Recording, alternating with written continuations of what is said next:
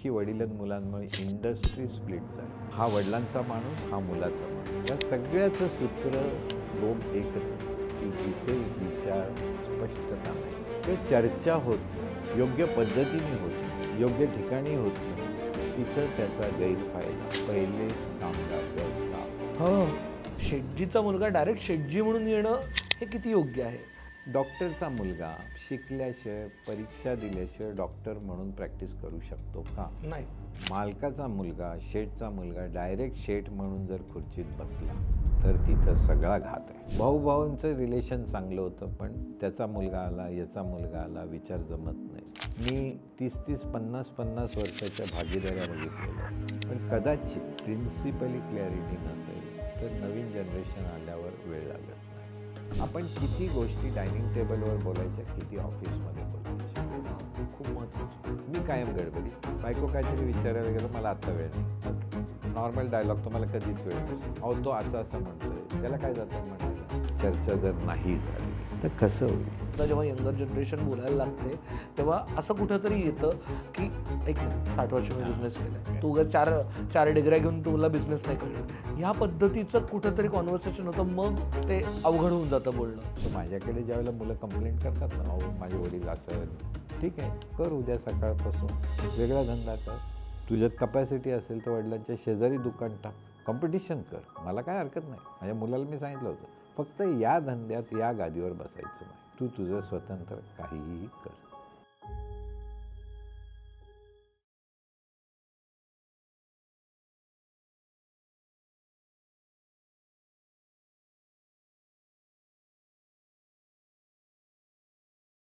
नमस्कार, नमस्कार, नमस्कार. मी शार्दूल कदम आणि तुमचं सगळ्यांचं स्वागत आहे नवा व्यापारच्या या खास एपिसोडमध्ये. आपण नवा व्यापारमध्ये बरेच वेगवेगळे बिझनेसेस घेण्याचा प्रयत्न केला आहे, त्याचे बिझनेस फंक्शन्स घेण्याचा प्रयत्न केला आहे, वेगवेगळ्या गोष्टींचा मास्टर क्लास केला आहे. पण बऱ्याचदा आपल्याला हा प्रश्न येतो की तुम्ही फॅमिली बिझनेसबद्दल नाही बोललात अजून. फॅमिली बिझनेस कसा रन करायचा, काय गोष्टींची काळजी घेतली पाहिजे, नवीन पिढी येताना काय जबाबदाऱ्या दिल्या पाहिजेत, काय नाही दिल्या पाहिजेत, कशा पद्धतीने सक्सेशन प्लॅनिंग केलं पाहिजे, कशा पद्धतीने फॅमिली बिझनेसमधनं रिटायरमेंट घेतली पाहिजे किंवा रोल चेंज झाला पाहिजे वयस्कर व्यक्तींचा, नवीन येणाऱ्या व्यक्तींचा, मुलांचा, मुलींचा, आईंचा, ह्या सगळ्या. कारण का आता फॅमिली बिझनेसमध्ये वेगवेगळी आयामं आलेली आहेत. तर ह्या सगळ्या गोष्टींवरती आपण कोणासोबत बोलणार? अर्थातच आपले आवडते चकोर गांधी सर आहेत आपल्यासोबत. सर, तुमचं खूप खूप स्वागत आहे. नमस्कार. सरांना तुम्ही वेगवेगळ्या एपिसोड्समध्ये बघितलेलं आहे. सर मॅनेजमेंट गुरु आहेत, गेली 30-40 वर्ष झालं सर याच विषयामध्ये काम करतायत. सर वेगवेगळ्या बिझनेसेसना मेंटर करतात. त्यांनी हजारोहून जास्त बिझनेसेसना हेल्प केलेली आहे, या गोष्टींवरती अभ्यास केलेला आहे आणि ते आपल्याला हा सगळा गाढा एक्सपिरियन्स आपल्यासोबत शेअर करणार आहेत. सर, मी खूप एक्सायटेड आहे या विषयाबद्दल, कारण फॅमिली बिझनेसेसबद्दल बोलायला खूप कमी लोक असतात की ज्यांना हा अधिकार असतो आणि जे खरे एक्सपिरियन्सेस सांगू शकतात. बाहेरून बसून बोलणारे खूप जण असतात, पण तुम्हाला एवढ्या फॅमिली बिझनेसेस बरोबर बोलल्यानंतर एक बेसिक काय गोष्टी ऑब्झर्वेशन्स आहेत तुमच्या, जिथून आपण सुरुवात करूया? हा विषय खूप ज्वलंत आहे, खूप इंटरेस्टिंग आहे आणि ही काळाची गरज आहे. याच्यात रॉकेट सायन्स काही नाही आहे आणि मी थोडंफार या विषयावर बोलू शकतो कारण मी फॅमिली बिझनेसमध्ये एंटर झालो. मी वडिलांबरोबर काम केलेलं आहे 8-10 वर्ष. त्यावेळेला माझ्या मनात काय प्रश्न येत होते, मला काय वाटायचं, वडील काय बोलायचे त्याचा मला काय वाटायचं आणि नंतर कालांतराने खूप गोष्टी पटल्या, पण त्यावेळेला त्या पटत नव्हत्या. त्याचबरोबर 5-6 वर्षापूर्वी मुलगा बिझनेसमध्ये आलाय, पण आम्ही पहिल्यापासून प्लॅन केल्यामुळं त्याचा बिझनेस वेगळा आहे आणि मी त्यावेळेला ज्या गोष्टींची नोंद घेतली होती फॅमिली बिझनेसमध्ये, ते मी माझ्या प्रॅक्टिकल लाईफमध्ये ते इम्प्लिमेंट करत गेलो आणि मी एक लेख पण लिहिला होता, पापा कहते बडा नाम करेगा. आणि त्या लेखाला एवढा रिस्पॉन्स आला कारण ती परिस्थिती प्रत्येकाला वाटायला लागली ही माझ्या घरची केस आहे, माझी केस आहे. आणि या विषयावर रोज माझ्या वाचनात, इंडस्ट्रीमध्ये जे घडतंय, चांगलं वाईट, हे पण निदर्शनास येतं आणि हा विषय खूप विचार करण्यासारखा आहे. याला रेडीमेड सोल्युशन नाही, पण काय करू शकतो की आजच्या आपल्या सेशनमध्ये यामध्ये आपण जी चर्चा करणार आहे, प्रत्येकाला काही ना काहीतरी त्यातनं शिकायला मिळेल किंवा काही प्रश्न निर्माण होतील. सोल्युशन देण्यापेक्षा जर मनामध्ये प्रश्न निर्माण झाले आणि त्याची त्यांनी जर उत्तरं शोधली, तर मला वाटतं त्याचा जास्त उपयोग होतो. आता फॅमिली बिझनेस म्हणजे काय? एक तर मला सांगायचं की फॅमिली बिझनेसची पकड खूप मोठी आहे आणि जगातले मोठे मोठे इंडस्ट्रीज तुम्ही जर पाहाल, तर खूप मोठ्या इंडस्ट्रीज फॅमिली बिझनेसेस समजले जातात. भारतामध्ये टाटा घ्या, बिर्ला घ्या, अंबानी घ्या, गोदरेज घ्या, अशी अनेक नावं आहेत की जे फॅमिली बिझनेसेस आहेत. पण अगदी महाराष्ट्रात म्हणलं किर्लोस्कर आहे, हां. गाडगीळ आहेत, हम्म. चितळे आहेत, बरंच आहेत. हो. सो फॅमिली बिझनेस ही अतिशय चांगली गोष्ट आहे आणि GDPच्या 20-25% योगदान हे फॅमिली बिझनेसमधनं येत आहे. वाव. त्यामुळे सरकारला सुद्धा याचं योगदान मान्य करावंच लागतं. इकॉनॉमिस्ट पण निश्चित पाहतात. आता एक गैरसमज असा असतो की फॅमिली बिझनेस म्हणजे सगळी मालकी यांची आहे का? असं नसतं.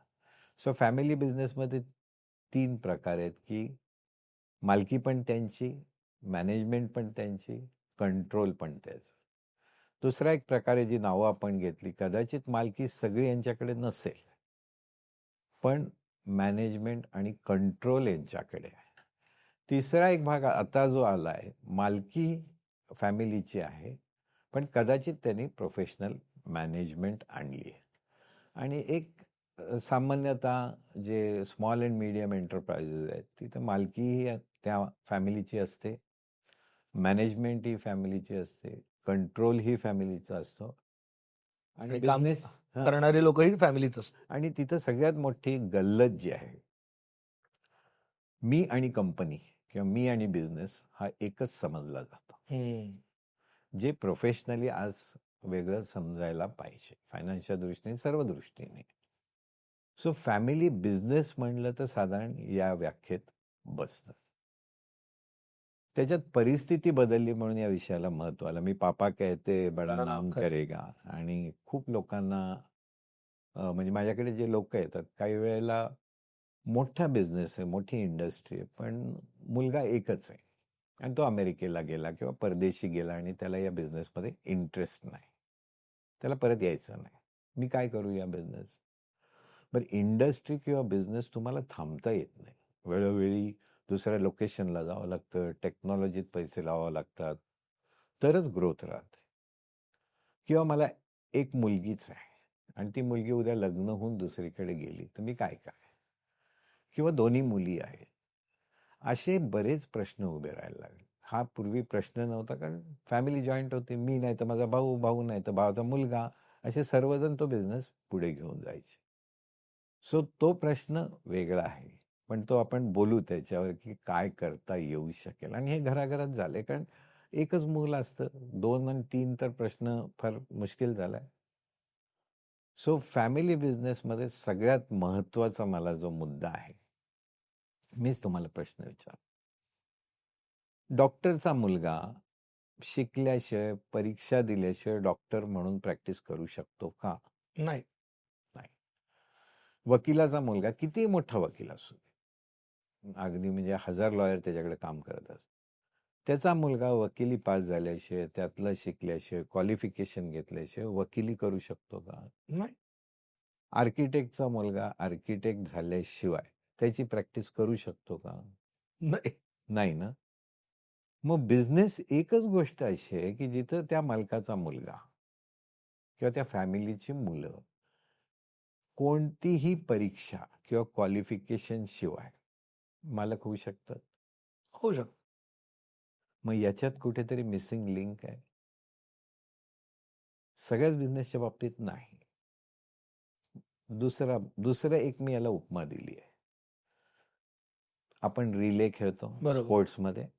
सो फॅमिली बिझनेस आपण एक जर रिले समजला, त्याला मी पासिंग दी बॅटन म्हणतो.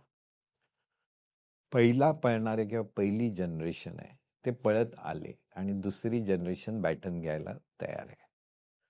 पहिल्या जनरेशननी खूप पळलेला असायला पाहिजे, नाही तर तो खूप मागं पडला तर तो मुलगा बॅटनची वाट बघत बसेल. दुसरं, बॅटन हातात घेऊन वडील आणि मुलगा पळू शकत नाहीत. यांनी सोडायला पाहिजे, त्यांनी घ्यायला पाहिजे. म्हणजे वडिलांची किंवा पहिल्या जनरेशनची बॅटन सोडायची तयारी पाहिजे. यांनी बॅटन सोडलं, पुढचा प्लेयर पळायलाच तयार नाही, थांबून राहिला लाईनवर बॅटन घेऊन, चालेल का? हाही लवकर पोचला आणि त्यालाही लवकर पळायचं घाई आहे, पण बॅटन खाली पडलं, चालू शकतं का? हे साधारणतः फॅमिली बिझनेसेस व्हायची शक्यता असते. फॅमिली बिझनेस कुठले छान चालतात किंवा ज्यांची आपण नावं घेतली की पहिलाही जोरात पळत आलाय, तो पळत आलाय म्हणून दुसरी जनरेशन खूप पळलाय म्हणून तो थांबू शकत नाही. तोही व्यवस्थित बॅटन घेऊन, यांनी त्याला बॅटन देऊन तो पुढे त्याच स्पीडनी, अधिक स्पीडनी पळला तरच रिले जिंकला जातो.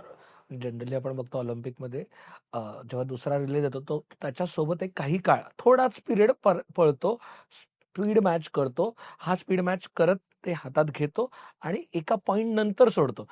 स्टार्टलाच सोडत नाही, शेवटपर्यंत तो त्यासोबत जात नाही, एका पॉइंटला सोडतं. हे लिटरली छान कॉम्बिनेशन आहे बिझनेससाठी. म्हणजे हे जर डोळ्यासमोर चित्र आणलं तर फॅमिली बिझनेसची कल्पना किंवा 2 जनरेशनची कल्पना.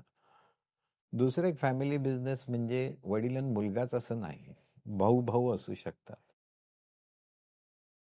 वडील मुलगा असू शकतो, वडील मुलगी असू शकतो, वडील मुलगी असू शकते, उद्या सासरे सून असू शकते. 2 भाऊ आहेत, उत्तम बिझनेस झालाय, आता मोठ्या स्टेजला आला, पण भावांची मुलं एकत्र आली, नेक्स्ट जनरेशन आली, मल्टिपल लोक आले, सगळे डायनॅमिक्स चेंज होतं, ॲब्सोल्युटली चेंज होतं.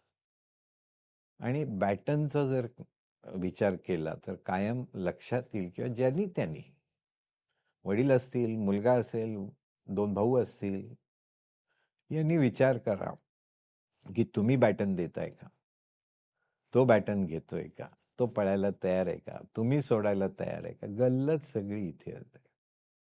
बॅटन सोडायला तयार आहात का, तो घ्यायला तयार आहे का. हे दुसऱ्या शब्दात जर मांडायचं झालं की माझा बिझनेस आहे,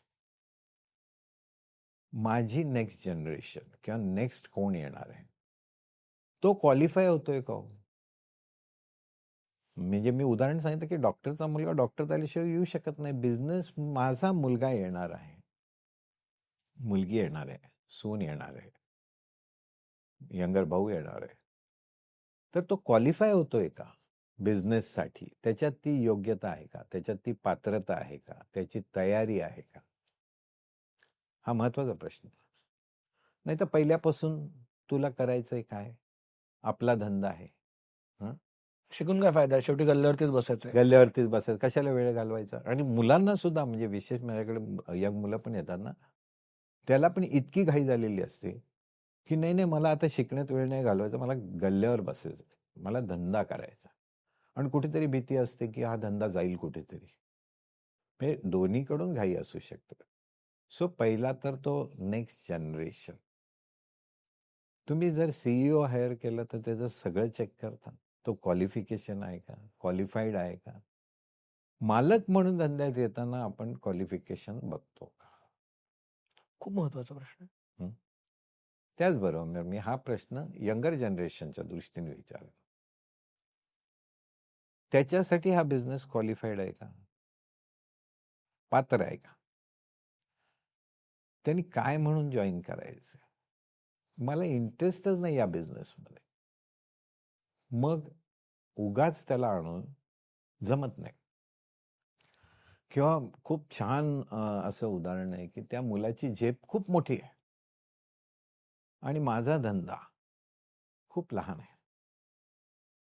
मग तो लहान धंद्यात अडकून त्याची झेप, त्याचे विचार आपण त्याला अडकवायचं का. जर त्याची झेप मोठी आहे, तो खूप मोठा धंदा करू इच्छितो, तो कदाचित मॅन्युफॅक्चरिंगमध्ये येऊ शकेल. तुम्ही आज ट्रेडिंगमध्ये आहात किंवा तुम्ही मॅन्युफॅक्चरिंगमध्ये असेल, त्याला टेक्नॉलॉजी आणायची असते. सो इथं मिसमॅच आहे. आयदर सेकंड जनरेशन क्वालिफिकेशन नाही किंवा त्यांच्यासाठी हा बिझनेस क्वालिफाईड आहे का नाही. हा खूप महत्वाचा प्रश्न आहे. याचा विचार केला जातो का. बरोबर. केला पाहिजे. ॲब्सोल्युटली. आणि जर ह्यामध्ये क्वालिफिकेशनच्या ह्याच्यात बऱ्याचदा ऑटोमॅटिक क्वालिफिकेशन जे होतं, की हा येणारच आता. हा आला की डायरेक्ट शेटजीचा मुलगा डायरेक्ट शेटजी म्हणून येणं हे किती योग्य आहे? कारण बऱ्याचदा म्हणजे आपण सगळ्या मोठ्या बिझनेसमॅनचं ऐकतो, की माझ्या मुलाला मी डायरेक्ट नाही घेतलं. मी त्याला बाहेर नोकरी करायला लावली किंवा अगदी आपण किर्लोस्करांचं ऐकतो, की सुरुवातीला मशीन्स पुसण्यापासून हळू वर करत मग तुम्ही डायरेक्टर होता. आलेल्या दिवशी डायरेक्टर नाही होतायत तुम्हाला. हे किती महत्वाचं आहे एस्पेशली फॅमिली बिझनेसेसमध्ये? हे अतिशय महत्वाचं आहे. म्हणजे मी फॅमिली बिझनेसमध्ये किंवा इव्हन स्टुडंटच्या बाबतीत मागच्या एपिसोडमध्ये हो. बोललोय, की त्यांनी जॉब करायलाच पाहिजे. पैसे कमवायलाच पाहिजे. मालकाचा मुलगा, शेठचा मुलगा डायरेक्ट शेठ म्हणून जर खुर्चीत बसला, तर तिथं सगळा घात आहे. नक्की घात आहे, कांट गो रॉंग. म्हणजे त्याला बऱ्याच गोष्टी आहेत. मग त्यांनी काय करावं? त्यांनी शिकावं. त्यांनी परदेशी जावं, त्याच्या बिझनेस रिलेटेड शिकावं, मॅनेजमेंट शिकावं, टेक्नॉलॉजी शिकावी. त्यांनी किमान 3 वर्ष कुठेतरी काम करावं. हे अतिशय गरजेचं आहे. कारण तो ज्यावेळेला काम करतो त्याला पैशाची व्हॅल्यू कळते. त्याला दुसऱ्या कोणाच्या हाताखाली काम करायची क्षमता येते. खरं आहे. आणि मी पुढे जाऊन म्हणतो, माझी चूक नसताना दुसऱ्या कोणाचं तरी ऐकून घ्यायची सवय, जे फॅमिली बिझनेसमध्ये होत नाही. तुम्ही मालकाचा मुलगा मालक बसल्यावर तुम्हाला कोण सांगणार आहे? बरोबर. त्या माणसाच्या मनात काय आहे हे तुम्हाला कळणार नाही. जेव्हा तुम्ही नोकरी केलेली असते तुम्हाला कळतं की त्याला काय दुखतंय किंवा त्याची अडचण काय, ही ऐकून घ्यायची क्षमता. आणि जेव्हा तुम्ही बाहेर काम करता त्यावेळेला तुम्हाला तुमच्या धंद्याची किंमत कळायला लागते. आज मी तुम्हाला डायरेक्ट घेतलं, तुम्हाला व्हॅल्यू कळली का हो माझ्या बिझनेसची? हा माझा अधिकार आहे. आणि फॅमिली बिझनेसचे जे कोर्सेस आहेत, मी त्याच्यातनं मला खूप चांगली गोष्ट एक पाहायला मिळाली. FMBAच्या कोर्समध्ये जे मुलं येतात, फॅमिली बिझनेसचीच मुलं येतात, त्यांना प्रथमतः सांगितलं जातं की 6 महिने तुमच्या वडिलांना किंवा बिझनेसला, फॅमिली बिझनेसला काहीही सुचवायला जायचं. 6 महिने अभ्यास करा. बापरे. आणि इथे आपण पहिल्या दिवशी गेल्यावर हे काय आहे, हे चुकीचं आहे, हे बरोबर आहे. सो पहिला मुद्दा असा आहे की नोकरी करा. दुसरा मुद्दा हा खूप महत्वाचा आहे की किती लहान असू दे बिझनेस, मोठा असू दे, एक इंडक्शन असायला पाहिजे, जे तुम्ही बऱ्याच चांगल्या कंपन्या एम्प्लॉईजसाठी करतात. बरोबर. की आपण कोण आहोत, आपला धंदा काय आहे, आपले प्रिन्सिपल काय आहेत. सो हे इंडक्शन आणि नोकरी हे गरजेचं आहे. आणि इथे हमखास बोलणं सोपं आहे, मी बोलतोय, पण किती लोक हे करतात ह्याचा विचार करा. आणि आपण तुलना फॅमिली बिझनेसची पार्टनरशिपशी करू. उद्या मला तुमच्याशी भागीदारी करायची, बरोबर? सो आपण पहिला काय विचार करतो की तुम्ही काय आणणार आहात, हो. मी काय आणणार, करेक्ट. मी काय घालतोय, तुम्ही काय घालताय, बरोबर. आणि भागी किती. हे फॅमिली बिझनेस मध्ये होतं का हो? बोललंच जात नाही. म्हणजे हे अनरिटन असतं कुठतरी डोक्यात, पण हे स्पष्टपणे बोलायला भीती वाटते, कुठतरी इगो मध्ये येतो. आता माझंच उदाहरण, त्या जनरेशन मध्ये मुलांनी लवकरात लवकर धंद्यावर यावं. म्हणजे मला 11वी त्यावेळेची झाल्यानंतर एकही सुट्टी 3 दिवसाच्या वर मिळाली नाही, दुकानात यायचं. म्हणजे त्यावेळेला कदाचित ते बरोबर असेल.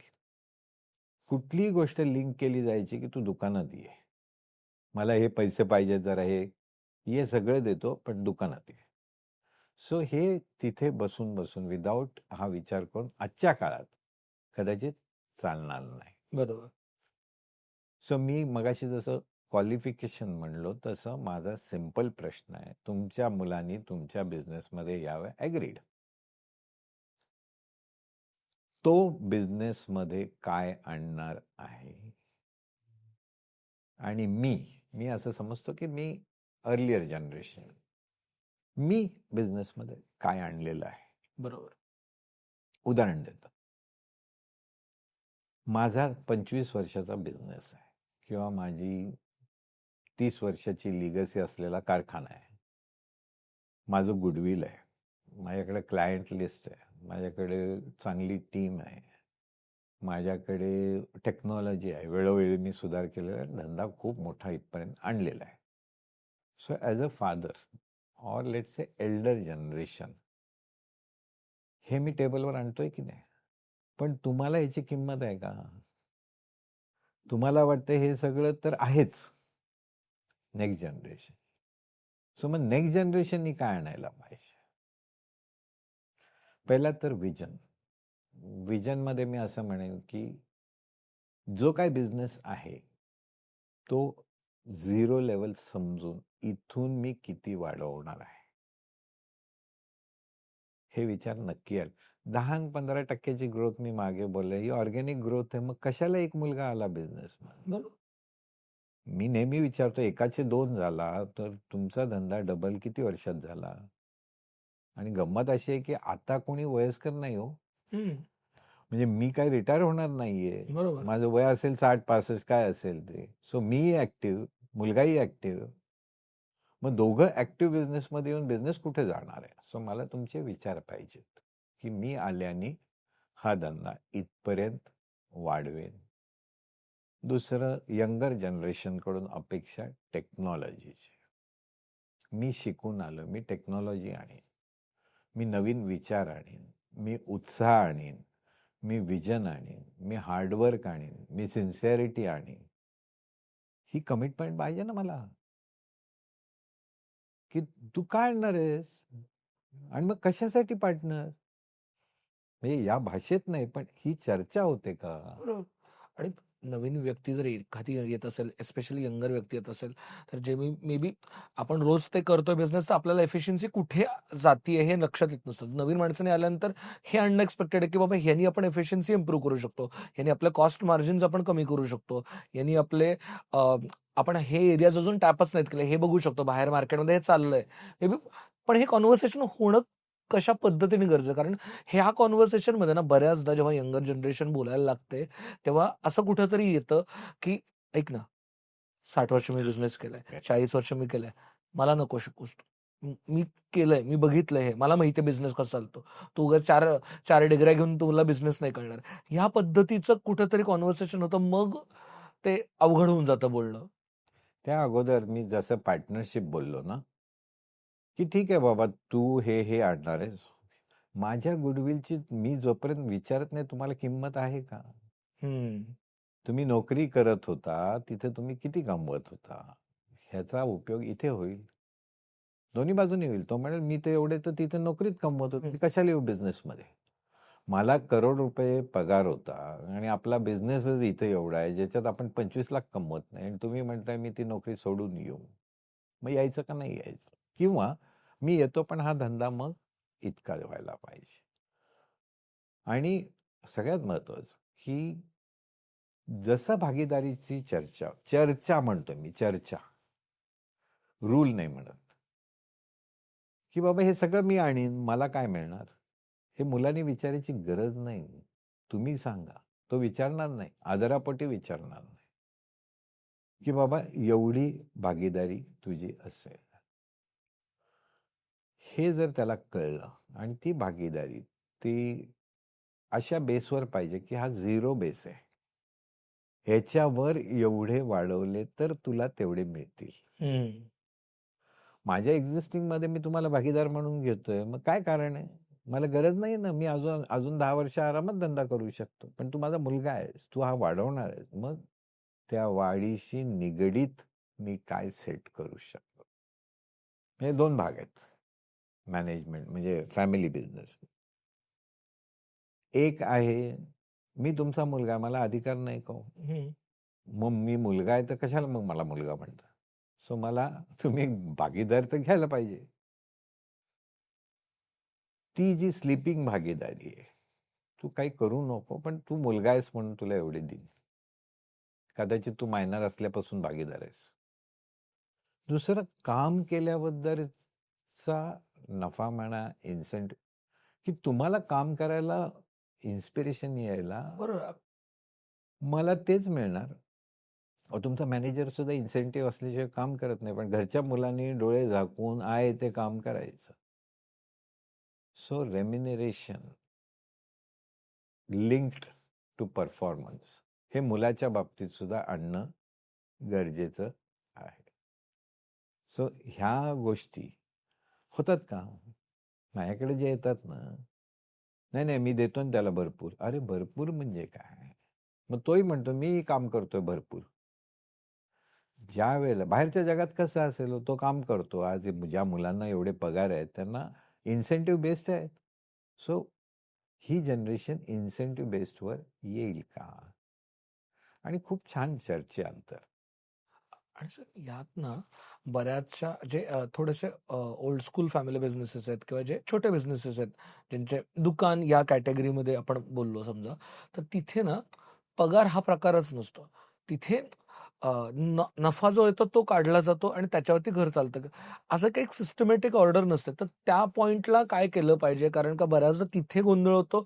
एस्पेशली कारण का मुलं यायला तयार नसतात. ते म्हणतात की जर फॅमिली अकाउंटमध्येच येणार आहे, मला माझे पैसे कमवायची इच्छा आहे. म्हणजे मला ₹10,000 का होईना मला माझा पगार द्या. हा इतका ट्रिकी प्रश्न आहे आणि याच्यात सगळेच असतात असं नाही. काही हुशार मंडळी व्यवस्थित सिस्टीम लावतात. बरोबर. शार्दूल, तुम्ही जर एकदा विचार पक्के असतील ना आणि स्पष्ट विचार असतील तर सगळ्या गोष्टी व्यवस्थित प्लॅन करता येतात चर्चेतनं. पण त्याला दोघंही तसे पाहिजे. हम्म. आता माझा मुलगा आहे किंवा त्याचं लग्न झालं, त्याला मुलं झाली, तरी पण त्यांनी घर खर्चाला माझ्याकडे पैसे मागायचे. अर्थ आहे का याला काय? त्याला हे माहित नाही की माझे पैसे किती आहेत. अर्थ आहे का त्याला काय? अजूनही सगळे निर्णय वडील घेतात. म्हणजे माझ्याकडे जे मी पाहतो ना, की एक आहे भागीदारी, दुसरा आहे पैसा, तिसरा आहे मॅनेजमेंट, चौथा आहे कंट्रोल. पहिली जनरेशन लवकर मॅनेजमेंट सोडायला तयार नाही, लवकर कंट्रोल सोडायला तयार नाही. त्या मुलांनी करायचं काय? म्हणजे इतके फ्रस्ट्रेशन तुम्हाला मी म्हणजे वडील आणि मुलगा रिलेशन काय लेवलला स्ट्रेच होतात की मला असं कळत नाही की धंदा इतका चांगला आहे, करोडो रुपये कमवत आहेत, पण वडील आणि मुलगा म्हणजे एकदा मला वडील येऊन भेटतात, एकदा मुलगा येऊन भेटतो. क्षुल्लक गोष्टी आहेत. हा फोनवर सगळं काम करत बसतो. मुलगा म्हणतो मला जर जायची गरज नाही तर माझी फोनवर कामं असेल, मला फोनवर करू द्या ना. यांची अपेक्षा की यांनी रोज गल्ला मिळवायला पाहिजे. आताच्या जमान्यात कोण गल्ला हँडल करतं? क्षुल्लक गोष्टी ज्याचा धंद्याशी काही संबंध नाही. हा स्पष्ट बोलत नाही, याच्यामुळे उधारी वाढते. अरे मग हे सगळं तुमच्या मनाप्रमाणे जर करायचं असेल तर त्याला घेऊच नका ना. त्याला कामच जर करू दे. आणि मी वडिलांबरोबर काम केलेलं आहे. जर वडील मुलामध्ये डायलॉग नसेल, या सगळ्याचं सूत्र गोम एकच आहे की जिथे विचार स्पष्टता नाही किंवा चर्चा होत नाही, योग्य पद्धतीने होत नाही, योग्य ठिकाणी होत नाही, तिथं त्याचा गैरफायदा पहिले लोक घेतात. कामगार, युअर स्टाफ. मी आता नावं घेत नाही इंडस्ट्रीचे. अख्खी वडिलां मुलांमुळे इंडस्ट्री स्प्लिट झाली. हा वडिलांचा माणूस, हा मुलाचा माणूस. हो. गिराईक सुद्धा आमच्या इथं बरोबर ज्यांना वडिलांचं पटायचं ना त्यांना सांगू, अहो नाही ते धाकटे मालक फार कडक आहेत, नीट बोलत नाहीत. हां, कारण काय आहे तर मी उधारी मागत होतो आणि माझ्याकडे यायचे काही लोक, नाही बाबा तुमच्या वडिलांचं जमत नाही मला, तुम्ही आलाय बरं झालं. माणसं सारखं जज करत असत, कोणाची बाजू घेऊ मी. हे केव्हा सुरू होतं? जेव्हा वडील आणि मुलामध्ये डायलॉग नसतात. आणि ह्याच्यात सगळ्यात मी पाहिलं म्हणजे अगदी धंदे मोठे आहेत पण लहान फॅमिली, ह्याच्यात आईची कुचंबणा होते. खरं. म्हणजे मी बघितलं वडील मुलगा एका घरात राहतात, सून नातवंड, धंदा मोठा आहे, पैसे आहेत. सकाळी वडील गेले की मुलगा येतो, मुलगा आला की वडील नंतर येतात. दोघं एका ठिकाणी बसतच नाहीत. आणि आईला मुलगा सांगतो, बघ वडिलांनी असं सांगितलं, मला सगळ्यांसमोर बोलले. वडील म्हणतात, बघा तुमचे लाडके हे 10 वाजले अजून गेले नाहीत. ह्याच्यावरनं सांगतो अजून एक की आमच्या जनरेशनमध्ये हार्डवर्क हे सगळ्याला उत्तर होतं. बरोबर. अजूनही आम्ही समजतो.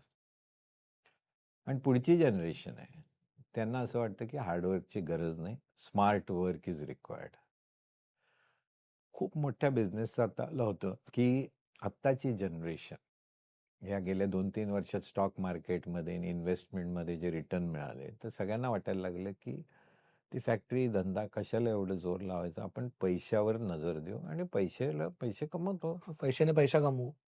मग कशाला एवढी मेहनत? बघा तुम्ही इतक्या वर्षात मी एवढे कमवले आणि फॅक्टरीत काय नफा आहे? एक काळ असा रिअल इस्टेटचा आला होता, हो. जो तो रिअल इस्टेट बोलायला लागला की करायचं काय? बघा या जागेत पैसे घातले 1 वर्षात किती झाले. आत्ता जी रॅली सुरू झाली आहे, तेव्हा सगळ्यांच्या डोक्यात आलं की हे सतत नसतं. माझा मेन धंदा हे फॅक्टरी आहे. कमिंग बॅक, माझा अनुभव असा सांगतो की वडील मुलगा असे रिलेशन, भाऊ भाऊ अनेक वर्ष एकमेकाला सोडून जेवत नव्हते, हम्म. पण काही कारणामुळं स्प्लिट झाले. भाऊ भाऊंचं रिलेशन चांगलं होतं, पण त्याचा मुलगा आला, याचा मुलगा आला, विचार जमत नाहीत. मी 30-30, 50-50 वर्षाच्या भागीदाऱ्या बघितलेल्या आहेत. वेगळ्या मित्रांच्या, म्हणजे भाऊ भाऊ पण नाही, व्यवस्थित चालतात. पण कदाचित प्रिन्सिपली क्लॅरिटी नसेल तर नवीन जनरेशन आल्यावर वेळ लागत नाही. आणि म्हणजे I am not against it, पण सासरा आणि जावई ही भागीदारी किंवा जावयांनी सासऱ्याच्या बिझनेसमध्ये येणं हे टॅक्टफुल आहे.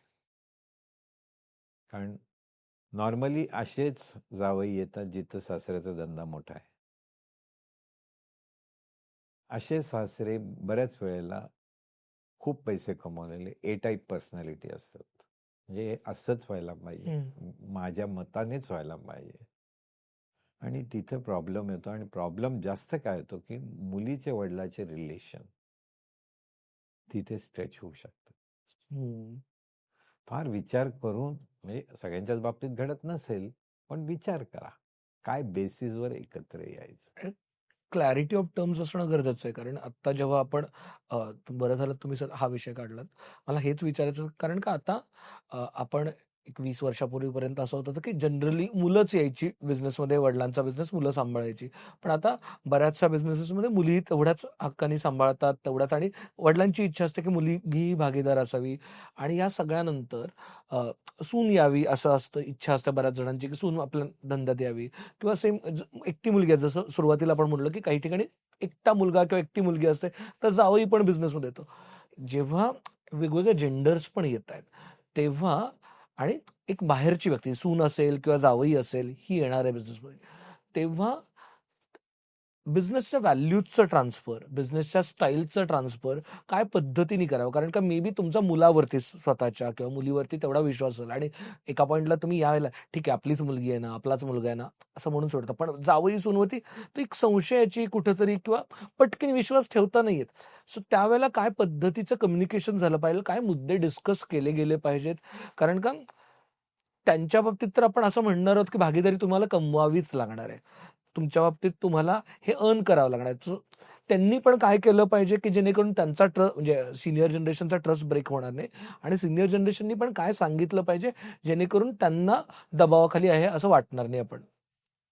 So let us compare again with relay. या सगळ्यामध्ये जो लीडर आहे, मी लीडर कोणाला म्हणतो की ज्यांनी बिझनेस डेव्हलप केलाय आणि ज्या बिझनेसमध्ये दुसरी जनरेशन यायला निघाले. यंगर ब्रदर असेल, सून असेल, मुलगी असेल, कोणी असेल, किंवा मी पार्टनर आहे, तुम्ही पार्टनर आहात आणि मला मूलबाळ नाही किंवा माझ्या मुलाला इंटरेस्ट नाही, तुमच्या मुलाला यायचं. म्हणजे आता सेकंड जनरेशन आली. हो, तो लीडर इतका हुशार असतो, ज्या चांगल्या भाग्या चालल्यात ना, तो तुमच्या मुलाची काळजी जास्त घेईल. त्या मुलाचं माझं पटलं पाहिजे तुमच्यापेक्षा जास्त. आणि ह्याला मॅच्युरिटीला, याला आणि हे सगळं केव्हा टिकतं? थोडा स्वार्थ बाजूला ठेवला तरच टिकतं.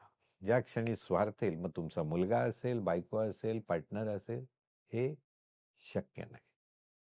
दुसरी गोष्ट, फॅमिलीमध्ये एकूणच डायलॉग आहे का? डायलॉग कशाला म्हणतो? की चर्चा. हं. मी एकतर्फी बोललो त्याला डायलॉग म्हणत नाही. दुसरं बघा की आपण किती गोष्टी डायनिंग टेबलवर बोलायच्या, किती ऑफिसमध्ये बोलायच्या. वाव, खूप महत्वाचं. हे इतकं सोपं वाटेल तुम्हाला, सगळ्यांना सोपं वाटेल. घडतं का? नाही. मी कायम गडबडीत. बायको काहीतरी विचारायला गेलं, मला आत्ता वेळ नाही. मग नॉर्मल डायलॉग, तुम्हाला कधीच वेळ नसतो. अहो तो असं असं म्हणतोय, मुलगा असं असं म्हणतोय, त्याला काय जातंय म्हणायला? मी काल विचारलं तर. मग आपण जसं बिझनेस, तुम्ही मॅनेजरला घरी डायनिंग टेबलवर बोलवता का? तुम्ही एक सकाळी मीटिंग घेता, त्यात सगळी चर्चा होते. तुमच्या फायनान्सवाल्याला एखाद्या वेळेला बोलवाल. मग हे डिसिजन, हे चर्चा आपण बिझनेसच्या जागेत घेऊ शकतो का? अगेन चर्चा. चर्चा इज नॉट रूल्स और डायरेक्शन. असं वाटतं. तुला काय वाटतंय? तुम्हाला आश्चर्य वाटेल, माझे वडील खूप प्रॅक्टिकल होते. ते खिशात चिठ्ठी ठेवायची. संध्याकाळी घरी आलो की त्यावेळेला कॉर्डलेस होते, मोबाईल नव्हते. मला म्हणायचे ते कॉर्डलेस बाजूला ठेव पहिला, एक 10 मिनिट बोलूया आपण. त्या चिठ्ठीत दिवसभरात काय त्यांना चर्चा करायची होती लिहिलेलं असायचं. खूप आयडिया छान आहे. मला तुम्ही त्याच्याशी असं असं बोलला, आवडलं नाही. But he gave me a chance to explain. मी तेच असं नाही, जगात असे खूप लोक आहेत. डायनिंग टेबलवर चर्चा, योग्य वातावरणात चर्चा जर नाही झाली, दुसऱ्या कारणामुळे जर माझं काही वाजलंय आणि मी ही धंद्याचा विषय काढला, तर कसं होईल? हे सगळ्या गोष्टी चर्चेअंती थोडंसं सॅक्रिफाईसने, थोडंसं पेशन्सने सॉर्ट आउट होऊ शकतं. फक्त याच्यामध्ये मगाशी मी म्हटलं ना, सेकंड जनरेशन क्वालिफाय होती. जर एखादा मुलगा फ्रेमच्याच बाहेर आहे, काही कारणामुळे, व्यसनांमुळे असेल, रॉंग कंपनीमुळे असेल, त्याला पैशाची व्हॅल्यू कळत नाहीये, 10 वेळा विचार करायला पाहिजे. किंवा त्या मुलाने धंदा जॉईन करतो, मी किती केसेस, त्या वडिलांनी इतकी देणी करून ठेवलेली, आता तो मुलगा आला तर त्याला तर आयुष्याची 5 वर्ष तर हे सगळं निपटण्यात लागणार आहे. मग त्यांनी तरी कशाला यायचं? फ्रेश स्टार्ट करू शकतो. किंवा हा मुलगा फ्रेममध्ये नाही, कामाची सवयच नाही, नुसता पैसा दिसतोय, कन्सिस्टंट नाही. म्हणजे मी अशी फॅमिली बघितली, आम्हाला बाकी काही सल्ला नको तुमचा, या मुलाची लाईन लावून द्या. म्हणजे ह्याला किती डायमेन्शन. आणि तुम्ही चर्चा म्हणला ना, हे कित्येक फॅमिलीज बघितलं की आजोबांना वाटतं की आता एकदा नातवाचं दुकान लावून दिलं ना की माझा रोल संपला. म्हणजे त्यांना त्या नातवाचं काम पण यांनाच करायचं. आणि मधली जनरेशन तर फुल सँडविच, फुल म्हणजे फुल सँडविच. म्हणजे आता मी परवा एक उदाहरण बघितलं, वडील, 2 मुलं, 3 जण आहेच त्या धंद्यात बसले. अजून एक तुम्हाला सांगतो, फॅमिली बिझनेसमध्ये अगदी मी आय कॅनॉट गो रॉंग, सगळ्यांनी अगदी लिहून ठेवा, एकाच घरची जास्त माणसं त्याच धंद्यावर बसत गेली आणि त्या धंद्यात वाढायला स्कोप नसेल, तर आज एक माणूस बिझी आहे, उद्या 4 अर्धे बिझी झाले आणि 4 लोकांचा घर खर्च त्या एका दुकानावर पडायला लागतो. खूप मोठे बिझनेसेस, इंडस्ट्रीज मगाशी घेतले तो विषय वेगळा आहे, पण लहान आणि मध्यम याच्यात मी तर असं म्हणेन की एक नवीन मुलगा घरात आला किंवा एक नवीन मुलगी आली, सून आली, एक नवीन लाईन किंवा मेजर काय उभं करता येईल हे पहिले विचार घ्यायला. नाही तर काय करायचं, माझा मुलगा आला तर मी फिरेन दिवसभर, अनलेस इट इज प्लॅन्ड की आता मी तुला बिझनेस सोपवणार आहे, मी माझं सामाजिक काम करीन, माझ्या आवडीनिवडी करीन. हे इंडक्शन, हे ट्रान्सफॉर्मेशन, हे बॅटन देणं हे महत्वाचं आहे. सो मला बॅटन देताना पहिला बघू द्या ना, तो लायक आहे का, तो पळणार आहे का. नाही तर काय करायचं, हा विषय वेगळा आहे. सो चर्चा, मुलं अगदी टिपिकल वगैरे. अहो मला खूप काय करायचं होतं पण आमच्या वडिलांनी करू दिलं नाही. हं. असं म्हणत तो माणूस आयुष्याची उमेदीची 25 वर्ष घालवतो. आणि आता जर मी त्याला सांगितलं तर त्याच्यात डेअरिंगच राहिलेलं नाही. त्याला फक्त आता वडिलांच्या मागे लपायचं. काही झालं की वडील नाही म्हणतात. हे त्याला नाही ऐकून घ्यायचं ही एक एक्सक्यूज आहे. भाऊ वडील नाही म्हणले तर तू तुझ्या पायावर उभं करायचं ना. अजून एक प्रश्न नेहमी विचारतात की यंगर जनरेशन, मला खूप काही एक्सपेन्शन करायचंय. पण वडील नाही म्हणतात हो. किंवा पैसे देत नाही. पैसे कुठून आणू मी? हं. तुम्ही वडिलांना कसं विचारलं? बँकेला कसं विचारता हो? जेवताना विचारता? नाही. हं? जाता जाता पायरीवर विचारता? गाडीत बसता बसता विचार? बँकेला कसं विचारता? प्रपोजल घेऊन जातो आपण. प्रपोजलमध्ये काय काय असतं? बिझनेस प्लॅन असतो. किती पैसे येणार आहेत, कसा कॅश फ्लो असणार आहे, कशासाठी लागणार आहे, कुठे खर्च होणार आहेत, कुठल्या कुठल्या टप्प्यात लागणार आहे, सगळं सांगतो आपण. वडिलांना सांगतो का? नाही. किती लोक सांगतात. तेच जर मी तुम्ही जर वडिलांच्या जागी आहात तर मी बाबा मला थोडं बिझनेस बद्दल बोलायचं. आपण केव्हा बोलूया? तुम्हाला केव्हा वेळ आहे? नाही नाही मला एवढे पैसे पाहिजेत. तो अधिकार नाही टिकत हो. नाही टिकत. बर काय काय तुला मला एक एक्सपान्शन प्लॅन बद्दल बोलायचं. आपण केव्हा बोलूया? बर मला उद्या सकाळी वेळ आहे. ठीक आहे मला एक अर्धा तास प्लीज द्या. मग मी प्रॉपर जर प्रोजेक्ट घेऊन गेलो, हे असं असं आहे, आपण करूया आता. देर इज अ चान्स सगळे वडील हो म्हणतील असं नाही. हं. मेजर फरक सांगतो. वडिलांचे त्या एज मधले विचार आणि तुमचे या वयातले विचार हे मॅच होणं अवघड असतं. बरोबर. मला या वयात वाटतं मी एवढं सगळं कमवलं, आता मला स्टॅबिलिटी आली आणि आता मला मुलगा सांगतोय परत घरदार घाण ठेवा. हो. ठेवीन का मी? नाही. आणि मुलाला वाटतं मग मी आता कुठे जायचं पैशासाठी? दोघं आपापल्या ठिकाणी ठीक असतील पण मग विचार करून एकत्र बसायला पाहिजे. बरोबर. आज तुम्हाला इंडस्ट्री ज्यावर तुमच्यावर भरोसा ठेवते as a vendor or a major supplier किंवा तुम्ही एखाद्या ऑटोमोबाईल कंपनीचे डीलर आहात, ते बघतात तुमच्या नेक्स्ट जनरेशन कोण येणार आहे बिझनेसमध्ये, की माझा हा डीलर किती काळ टिकेल. सो हे तुम्ही कसं विचारता, कशी चर्चा करता, हे महत्वाचं. एक खूप सुंदर उदाहरण आहे, म्हणजे मी नेहमी सांगतो, वालचंद हिराचंद यांच्यावरचं जे पुस्तक आहे, त्यांची बायोग्राफी, हं. आयुष्यात जर एकच पुस्तक वाचायचं असेल तर जरूर ते वाचावं. सेठ वालचंद हिराचंद यांनी या देशाला 20 वर्षात फक्त पहिला गाडीचा कारखाना, पहिला विमानाचा कारखाना, पहिली शिपिंग कंपनी, पहिला साखर कारखाना, लार्जेस्ट कन्स्ट्रक्शन कंपनी, हे सगळे पहिले 20 वर्षाच्या काळात भारतात उभे केले.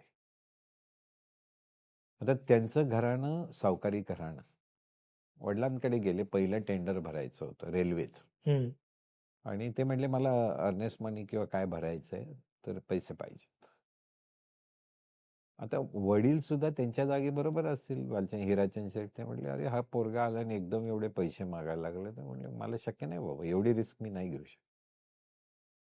पण ते थांबले का मग ते फाटक ऑलरेडी या लाईनमध्ये होते, त्यांच्याकडे गेले आणि त्यांनी वालचंद फाटक म्हणून कंपनी काढली आणि त्यांच्या काकांनी त्यांना पैसे दिले, रिस्क घेतली आणि पैसे दिले.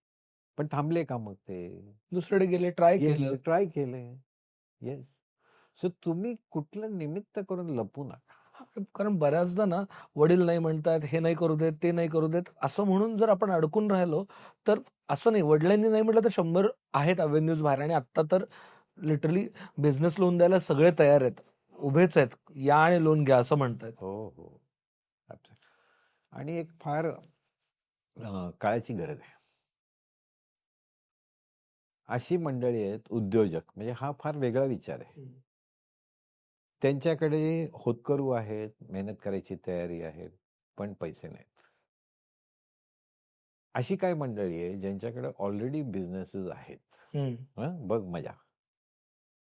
पण त्यांच्याकडे पाहणारं, वाढवणारं कोण नाही.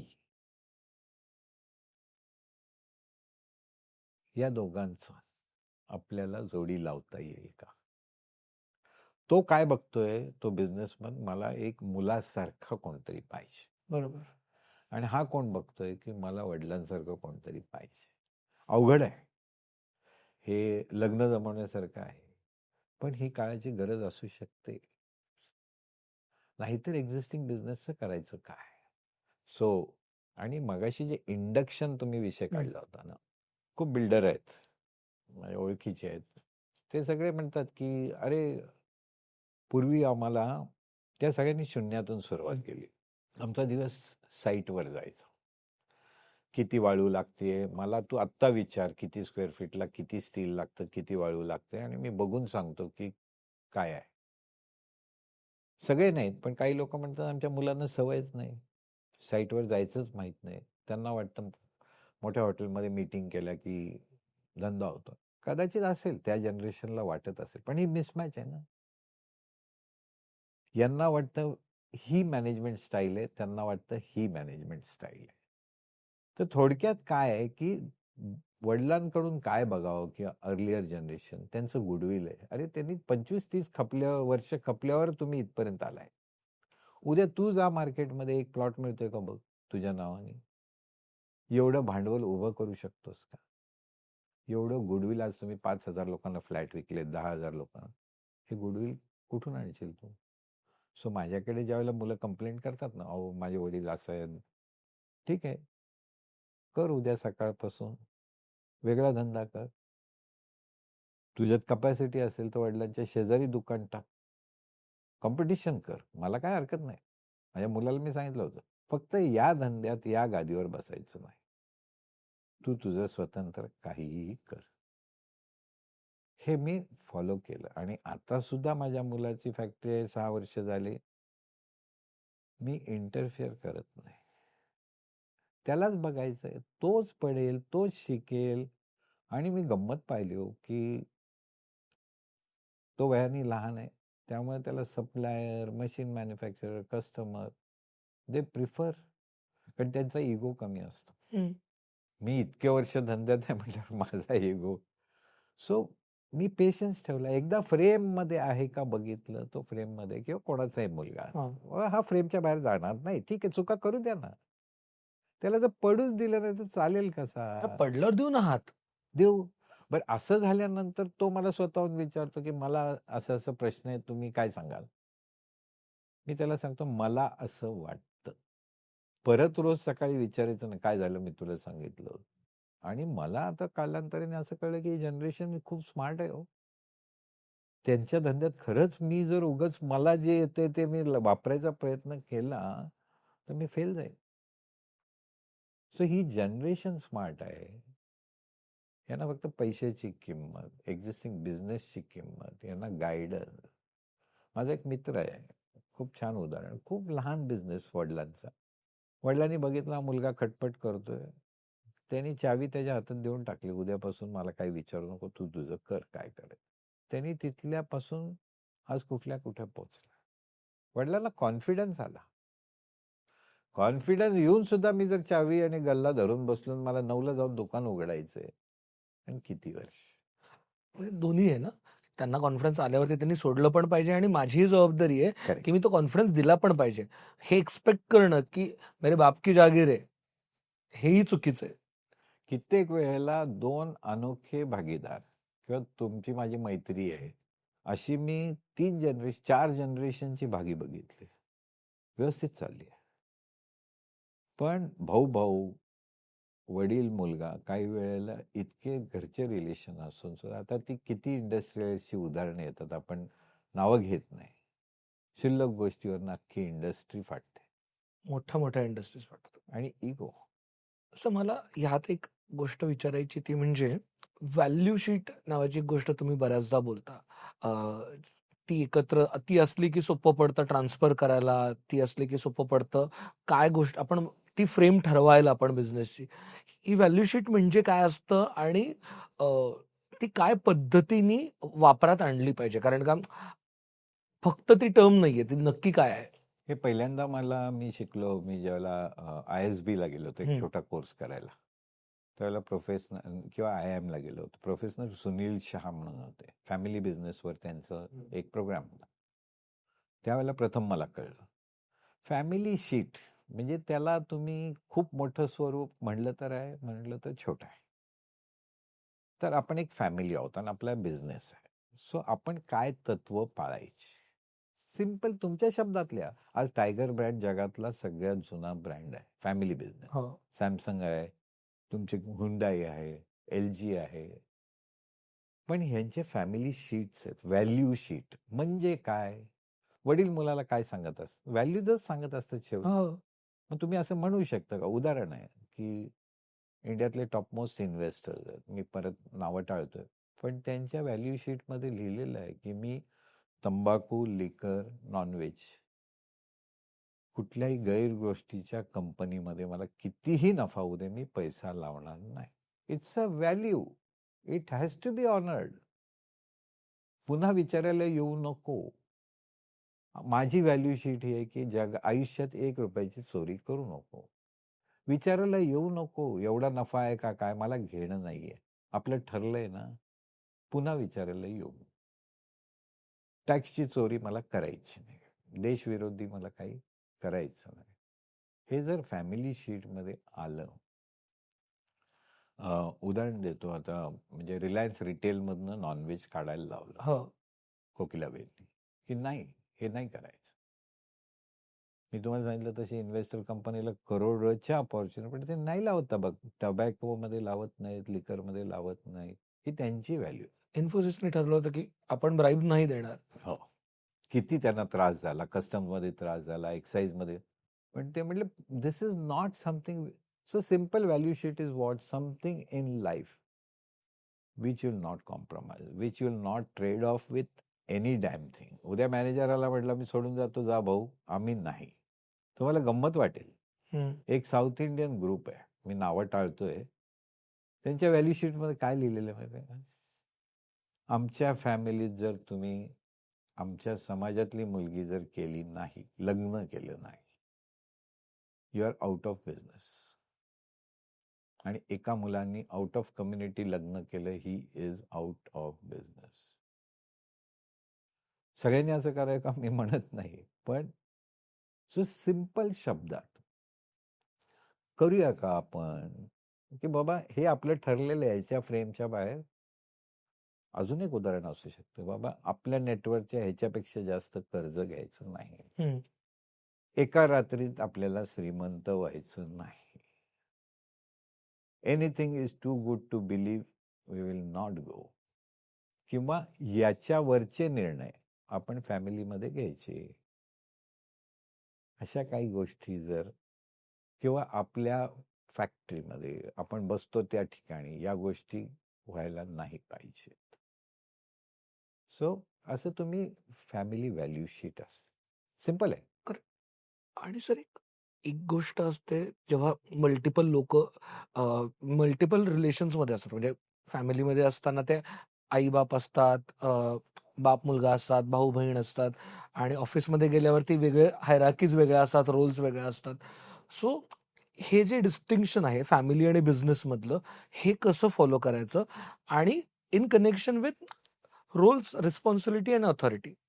कारण का घरातल्या वडील म्हणून माझ्या रोल्स, रिस्पॉन्सिबिलिटी आणि ऑथॉरिटी वेगळ्या असू शकतात, आणि ऑफिसमध्ये गेल्यानंतर मी बी काय बाबा सिटिंग चेअरमन असेल आणि मुलगा MD असेल, किंवा मुलगा सगळं फायनल डिसिजन घेतो आणि मी कन्सल्टंट आहे किंवा बॅकएंडला बसतो. तर हे कसं बदलायचं? ह्याच्यात महत्वाचं अगेन कंट्रोल. तुम्ही सगळं त्या मुलाला देताय, पण कंट्रोल तुमच्या हातात आहे. तिजोरीची चावी जोपर्यंत तुमच्याकडे आहे ना, तुम्ही बोलू नका फॅमिली बिझनेस. झालं 1 वर्ष झालं, इंडक्शन झालं, बाहेर नोकरी करून आला, तो फ्रेममध्ये. आता द्या ना चावी. दुसरं त्याला खुर्चीत बसवा, तुम्ही जाऊन बसवा. मी कुठल्याही माझ्या सामाजिक कामाचं जिथे मी त्या पोझिशनमध्ये नाही ना, त्या खुर्चीवर बसत नाही. समजा तो मॅनेजर आहे, त्याची खुर्ची आहे ना, त्यालाच बसू द्या. खूप केस स्टडीज आहेत, की जे मनाचा मोठेपणा दाखवला तर करोडो रुपयाचे दावे आणि वकिली सगळी संपेल. फक्त एक इगो. Very true. एक इंडस्ट्रीचा किस्सा आहे, तिथं बायकांना ते घेत नव्हते इंडस्ट्रीत. आणि एका भावानी केबिनची सुरुवात केली कामाची, का तर त्याची बायको येऊन बसणार. त्याच्यावरनं अख्खा ग्रुप स्प्लिट झाला. सो याला मोठ्या जनरेशनचा सॅक्रिफाईस. प्रेमाने सांगा ना, अरे माझा मुलगा बघतो, ही सगळी इंडस्ट्री तो बघतो, मी काही बघत नाही, मी तेवढं बोर्ड मीटिंगला येतो. ती स्टेज येते, पण दुर्दैवाने खूप उशीर येते. त्या बिचाऱ्या जनरेशनची सगळी उमेद संपल्यावर येते. त्या मुलाला जर सगळ्या गोष्टी जर कळल्या की हे सगळं निर्णय वडील घेणार आहेत, तर त्याची किंमत काय राहिली? आणि तो मग चेहऱ्याकडे, मी मोठी मोठी मुलं बघितली, काय झालं तर तो वडिलांच्या चेहऱ्याकडे बघतो. आता 60 वर्षाचा माणूस 80 वर्षाच्या वडिलांकडेच बघतो अजून. कारण चाव्या त्याच्या हातात आहेत. मीच दुकान उघडणार, मीच निर्णय घेणार. सो एकदा फ्रेम मध्ये आला, चर्चा झाली, मला भरोसा ठेवा. पुन्हा इयरमार्क कर, एकदा भरोसा बसल्यावर मग नका मागे वळू. त्याच्या पद्धतीने करेल, थोडा पडेल, थोडा लागेल, प्रेमवर आहे ना, त्याच्या बाहेर जात नाही. मग भरोसा ठेवा. सर, मला हा शेवटचे 2 प्रश्न आहेत. ते म्हणजे एक तर आपल्याला यात काही, आता आपण स्टार्टअप वर्ल्डमध्ये आहोत, सगळं बोलतो आपण. तर एक्झिट स्ट्रॅटेजी एक प्रकार असतो स्टार्टअपमध्ये. इन्व्हेस्टर पैसे हे करतो, पण फॅमिली बिझनेसमध्ये एक्झिट स्ट्रॅटेजी असं काही नसतं. तर मला 2 अर्थाने इथं विचारायचं एक्झिट स्ट्रॅटेजी. एक तर एल्डर जनरेशननी बाहेर पडताना लीगली कसं बाहेर पडावं? कारण का बऱ्याचदा ते लीगल फ्रेमवर्कच, म्हणजे मी विलबद्दल नाही म्हणत आहे, पण ते इतकं गुंतागुंतीचं असतं, कुठेच क्लॅरिटी नसते. जेव्हा मुलगा काय करणार आहे, मुलगी काय करणार आहे, सून काय करणार आहे, हे लीगल स्ट्रक्चर जे आहे, प्रॉफिट शेअरिंगचं स्ट्रक्चर जे आहे, हे काहीच डिस्कस नसतं झालेलं. सो ते त्यांनी काय पद्धतीने, म्हणजे जेव्हा ते बॅक एंडला जाणार आहेत किंवा ते आता थोडंसं बॅकफूटवरती जाणार आहेत, तर त्यांनी काय पद्धतीने हे लीगली गुंतागुंत सोडवावी एक. आणि समजा जर एखादी व्यक्ती नीट परफॉर्म नसेल करत, तर त्यांनीही त्याला बाहेर काढण्याचा किंवा त्यांनी बाहेर पडण्याचा काही ऑप्शन असावा का? पहिलं तर काय होतं, मोस्टली फॅमिली बिझनेसमध्ये म्हणजे रिलेशन महत्वाचे असतात. आणि बरेच निर्णय मेरिटवर घेतले जात नाहीत, रिलेशनवर घेतले जातात. माझा धाकटा भाऊ आहे, मला माहिती आहे की हा निर्णय चुकतोय, पण धाकटा भाऊ आहे, कसं सांगणार? माझा मुलगा आहे, मला संध्याकाळी परत त्याच घरात जायचे जिथं मला मुलगा भेटणार आहे, किंवा मुलगाला वडील. म्हणजे their relations are decisions are taken more on relation than on the merit. So first we have to learn to take decisions on merit, not on this. हे बोलणं सोपं आहे, पण याच्यात रिलेशन एवढे असतात ना, वडील मुलगा, हे रिलेशन 100 कोर्टाची पुस्तकं आणली तरी लिहू शकत.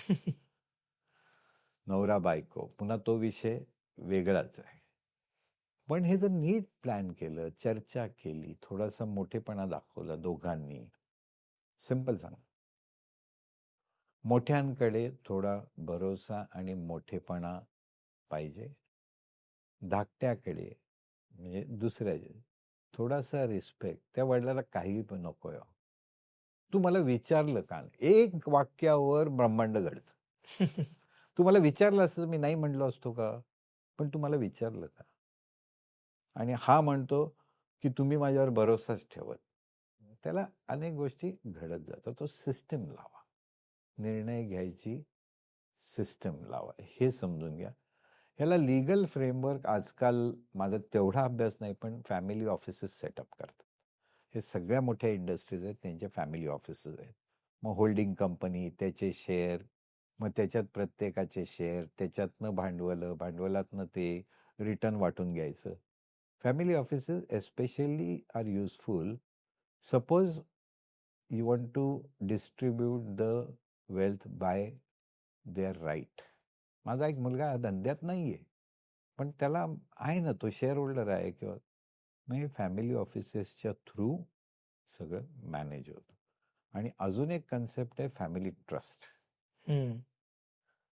तो कन्सेप्ट ह्याच्या पुढचा आहे, हा परदेशातून आलेला आहे, पण त्याचं इम्प्लिकेशन काय, तर थोडासा कॉम्प्लिकेटेड असं ऐकलं, माझा अभ्यास नाहीये, पण काही लोक ते करायला लागले.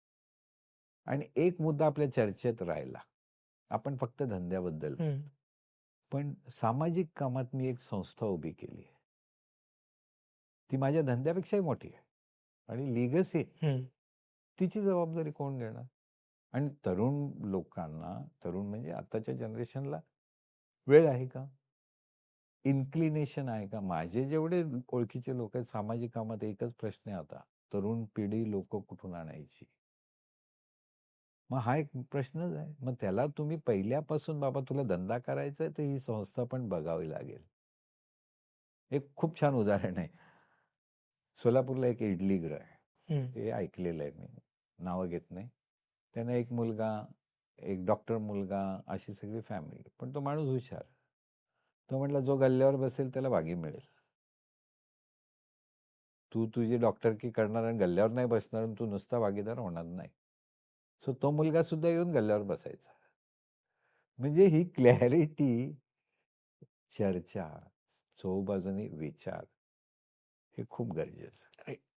सर, बऱ्याचदा ना वर्किंग पार्टनर, डॉर्मंट पार्टनर हे आपल्या बिझनेसेसमध्ये ठरलेलं असतं, की बाबा मी माझ्या ह्याचे 24 तास देतो, फुल टाईम देतो, तर मी ह्याला माझी सॅलरी ही असेल, तू फक्त प्रॉफिटमध्ये शेअरिंग असेल, तुला सॅलरी नाही मिळणार. पण हे बऱ्याचदा फॅमिली बिझनेसेसमध्ये होत नाही. सो ते काय असलं पाहिजे? कारण भावाभावात हे कम्युनिकेशन नसतं. सो त्याचा काही फॉर्म्युला असू शकतो का? की त्याच्या काही केस स्टडीज एक्झाम्पल असू शकतात का? मी एक खूप छान भागीदारी बघितली. त्यांचे ऑल इंडिया ब्रँचेस होते. Simple formula. जो पार्टनर ते मॅनेज करेल त्या ब्रँचच्या नफ्यातनं पहिला 25% त्याची सॅलरी जायची आणि उरलेला नफा शेअरप्रमाणे वाटला जायचा. हे प्रॅक्टिकल एक्झाम्पल आहे. पण हे करत नाही. आता 2 भाऊ आहेत. One is performing, one is not performing. आणि निव्वळ भागीदारीप्रमाणे नफा वाटून येतोय. कसं चालेल? तुमचा मॅनेजर सुद्धा, सीईओ सुद्धा म्हणतो ना उद्या, की मला काय? So what is in it for me? याचा फॉर्म्युला हा काढायला पाहिजे. पण हा तडकाफडकी करू नका. एक 6 महिने, वर्ष जाऊ दे. दुसरं, मुलांना जर तुम्ही पाथ दाखवला, की तुला पहिल्या वर्षी 5% भागी करेन, दुसऱ्या वर्षी अचिव्हमेंट झाली तर 10% करेन. हे सगळं इतकं ॲझ्युम्ड आहे ना. मुलगा आला म्हणजे तो मालक झाला. वडील म्हणतात की मी अजून सोडणार नाही. हे सगळं चर्चेअभावी किंवा हा अँगलवर विचार कोणी करत नाही, कारण करायची पूर्वी गरज नव्हती. सो इवन बायको आणि नवऱ्याची भागी खूप असायलाच पाहिजे. म्हणजे माझा एक विषय आहे की बायकांनी बिझनेसमध्ये भाग घ्या म्हणून. पण खरं भागीदाराप्रमाणे ट्रीट होतात का हो? खरंच भागीदाराप्रमाणे तिला चेक जातो का? सो 2 गोष्टी आहेत. Money for working and money by right as a partner share. पण काम करणारा न करणारा दोघांना एकसारखे पैसे मिळाले तर हे जास्त काळ टिकणार नाही. व्हेरी. आणि फॅमिली बिझनेसमध्ये अजून एक मुद्दा आहे. मी त्या फॅमिली बघतो. मी खूप मोठ्या फॅमिली बघत नाहीत. पण small and medium enterprises, owner driven companies, let's say owner driven company. घरी तुम्ही ज्या काही सिस्टम लावतात त्याचा पण धंद्यावर परिणाम होतो. सिंपल गोष्ट आहे.